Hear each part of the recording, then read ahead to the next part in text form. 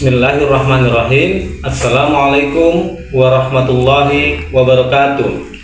Alhamdulillah, puji syukur kita ucapkan kehadirat Allah Subhanahu wa Ta'ala, yang mana kita masih diberikan nikmat berupa nikmat kesehatan, nikmat kesempatan, dan nikmat terlebih-lebih nikmat iman. Selawat teriring salam keharibaan kita, junjungan kita Nabi besar Muhammad SAW, junjungan sekalian alam.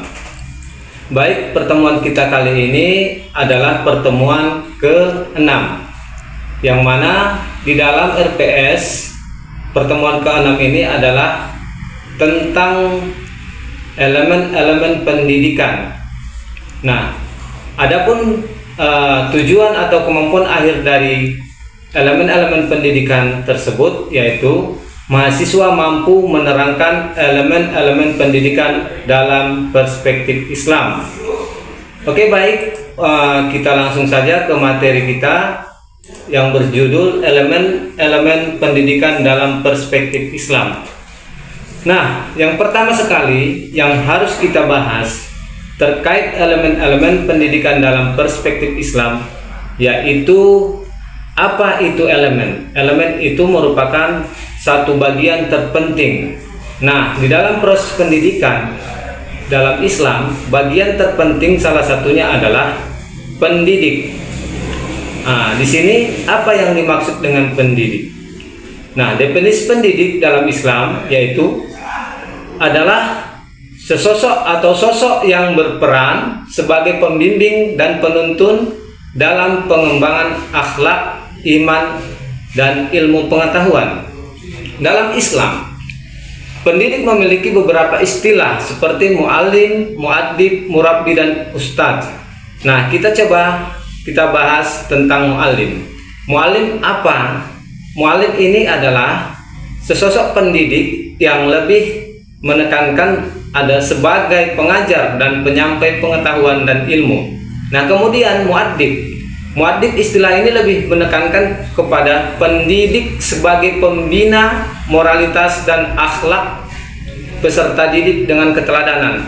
Nah, kemudian yang ketiga, murabbi. Istilah ini lebih menekankan pengembangan dan pemeliharaan baik dalam aspek jasmaniah maupun ruhaniah. Nah, kemudian istilah yang berikutnya yaitu mursyid. Mursyid adalah pembimbing yang memberikan arahan ke jalan yang benar. Seterusnya, yang dikenal istilah dalam Islam sebagai pendidik adalah ustadz. Nah, ustadz adalah merupakan yang sering dipakai dalam memiliki cakupan makna yang luas yang sering disebut sebagai guru. Oke, berikutnya tugas dan peran pendidik. Yang pertama, mengajarkan ilmu yang bermanfaat, menanamkan nilai-nilai akhlak mulia. Yang ketiga, menyediakan teladan yang baik. Oke, yang berikutnya yang harus kita perhatikan dalam judul kita adalah kompetensi. Apa saja yang harus dimiliki atau kemampuan atau kompetensi apa saja yang harus dimiliki seorang pendidik? Yaitu pertama, kompetensi kepribadian, kompetensi sosial, kemudian kompetensi profesional, kompetensi pedagogik, kompetensi spiritual.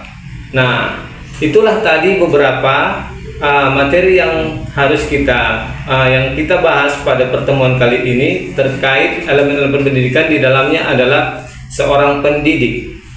Pendidik harus lebih bisa memberikan contoh, bukan hanya sekedar mengajar, tapi mencontohkan dirinya kepada anak-anak bagaimana perlakuan yang baik, sikap, perbuatan, dan tingkah laku.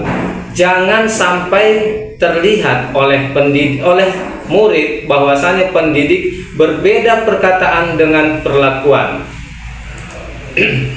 Oke, baik, itu saja kiranya yang bisa disampaikan. Sebagai penutup akan disampaikan kesimpulan daripada materi kita adalah pendidik dalam perspektif Islam adalah sosok yang bertugas membina akhlak dan iman serta mengajarkan ilmu dengan ikhlas dan penuh tanggung jawab. Sekian saja yang bisa disampaikan. Wabillahi